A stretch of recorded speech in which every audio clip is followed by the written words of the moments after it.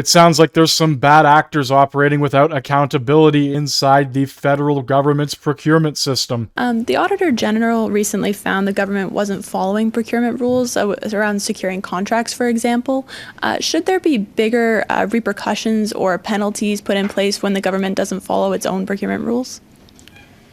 So we are a recourse mechanism that looks at what recourses exist. So there's ourselves, the Canadian International Trade Tribunal, and the court system that ultimately determine what the repercussions are to the federal departments. If it takes on a criminal nature, then it would be referred to the RCMP.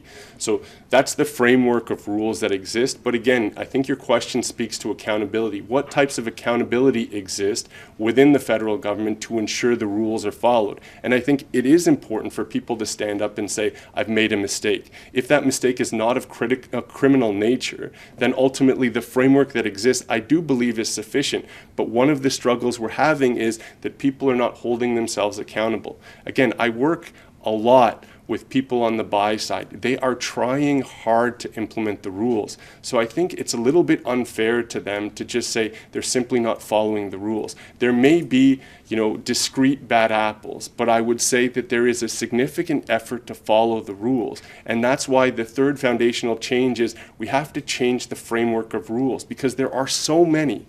And the complexity of that web is not such that every person within the procurement system understands how they interact. So to simply say the rules were not followed and should have been is a little bit unfair to the procurement community, because they are trying.